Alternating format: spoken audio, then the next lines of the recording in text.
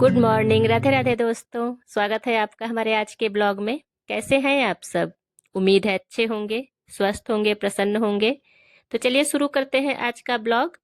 और आज के ब्लॉग में हम एक ऐसी बात करने वाले हैं जो कि ज्यादातर हाउसवाइफ बहनें अपने जीवन में इस बात से परेशान हैं। तो आज है द्वादशी और सबसे पहले मेरे लड्डू गोपाल के लिए भोग तैयार है।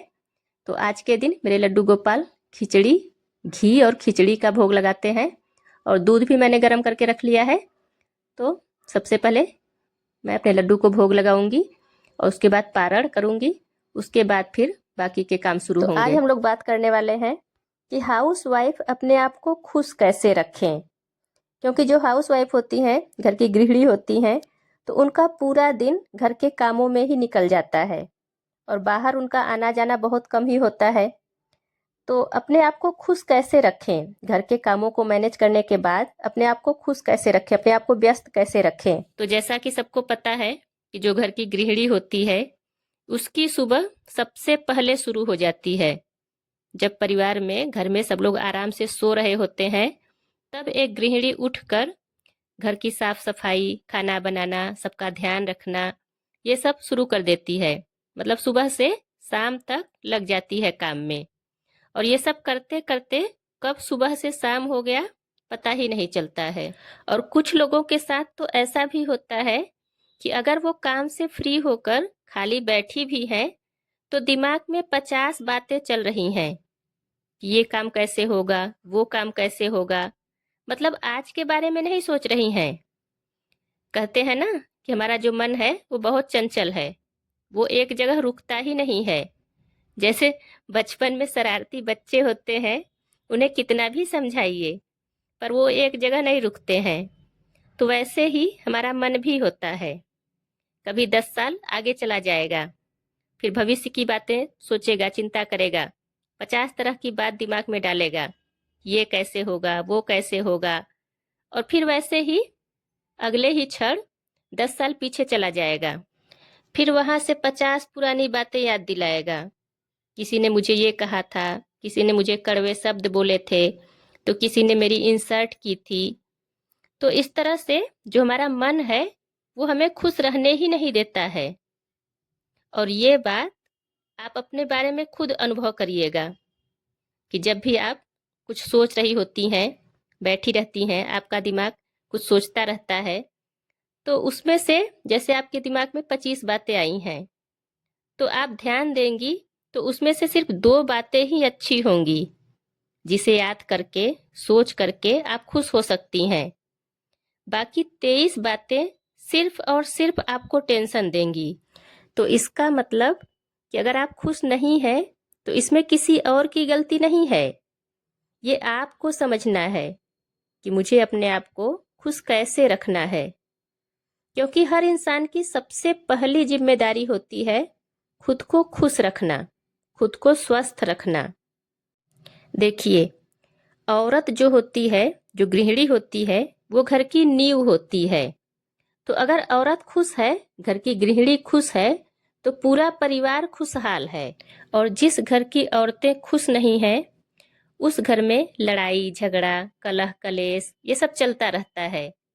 अब देखिए, जिस घर की औरतें मुंह लटकाकर घर में घूमती रहती हैं, चेहरे पर 12 बजा हुआ है, टेंशन में है, डिप्रेशन की दवाएं खा रही हैं, तो ऐसे परिवार में सब लोग खुश कहाँ से रहेंगे। तो सबसे पहले आपको अपने आप को समझना है कि ऐसा क्या है जिससे आपके चेहरे पर खुशी आती है। कहते हैं ना कि इस दुनिया की सबसे बड़ी संपत्ति, सबसे बड़ी पूंजी आपके चेहरे की मुस्कान है। तो इस मुस्कान को अपने चेहरे पर बरकरार रखिए। और हाँ, सबसे पहली बात कि कभी भी ये दूसरों से उम्मीद मत रखिए कि सब लोग मुझे खुश रखें। दुखी होने की और उदास होने की सबसे बड़ी वजह यही है। क्योंकि हमें खुश रहना है तो सबसे बड़ी जिम्मेदारी तो हमारी ही बनती है ना, कि हम अपने आप को खुश रखें, हम अपने आप को समझें कि हमें किस चीज से खुशी मिलती है। और दूसरी बात, आपके मन में जो भी है उसको खुलकर बोलना शुरू कीजिए। क्योंकि यह कलयुग है। कोई कितना भी प्यार करे, लेकिन आपके मन में क्या चल रहा है वो नहीं समझ पाएगा, जब तक कि आप खुलकर बात नहीं करेंगी। तो आपके जीवन में एक ऐसा इंसान जरूर होना चाहिए जिससे कि आप अपने मन की हर बात शेयर कर सकें। अब चाहे वो आपका बेटा हो, आपके पति हो, आपके माता पिता हो, आपकी बहन हो, या फिर आपकी कोई दोस्त हो, कोई भी करीबी हो जो आपके दिल के बहुत करीब हो, जिससे आप अपनी हर बात बता सकें। क्योंकि बहुत बार ऐसा होता है ना कि बहुत सारी छोटी छोटी बातें होती हैं जो हम खुलकर बोल नहीं पाते हैं। फिर वही चीजें इकट्ठा होकर टेंशन और डिप्रेशन का रूप ले लेती हैं, और हमारी बहुत सारी बहनें इस चीज से जूझती रहती हैं। अब तीसरी और सबसे जरूरी बात कि आपको ये देखना है कि आपकी पसंद क्या है। जैसे किसी को गेम खेलना पसंद होता है, तो किसी को डांस करना पसंद होता है, तो किसी को गाना सुनना पसंद होता है, तो किसी को किताबें पढ़ना। तो सबकी अपनी अपनी पसंद होती है। किसी को सत्संग और प्रवचन सुनना। तो ये देख लीजिए कि आपको क्या अच्छा लगता है। तो जब भी आप काम कर रही हैं किचन में, तो जैसे आपको गाना सुनना पसंद है, तो आप काम कर रही हैं, आप गाना बजा दीजिए।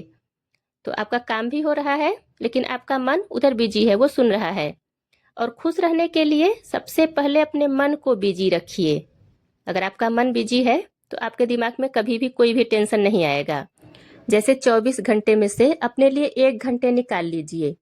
अब 24 घंटे लगातार तो इंसान काम नहीं करता है, तो अपने काम को अपने हिसाब से मैनेज करिए और 1 घंटे निकाल लीजिए। तो अगर आप मूवी देखती हैं तो 1 घंटे मूवी देख लीजिए, किताब पढ़ती हैं तो 1 घंटे किताब पढ़ लीजिए। और मुझे तो ऐसा लगता है कि खुश रहने के लिए अगर आपके पास टाइम है तो सबसे अच्छा है कि आप कोई कॉमेडी शो देखो। मैं तो ऐसा ही करती हूँ। मेरे खुश रहने का मतलब है कि मैं ठहाके लगा के हंसूं। तो मुझे इमोशनल पिक्चर या फिर सीरियल देखना अच्छा नहीं लगता है। तो मैं तो जब भी फ्री होती हूँ तो मैं कॉमेडी शो देखती हूँ। और हाँ, लेकिन इसका मतलब ये भी नहीं है कि हम खुश रहने के चक्कर में घर का सारा काम छोड़ दें और सिर्फ ये देखें कि हमें मूवी देखना है, गाने सुनना है। तो ये भी ठीक नहीं है, क्योंकि हमारा परिवार खुश है तभी हम खुश हैं, और हम खुश हैं तभी हमारा परिवार भी खुश है।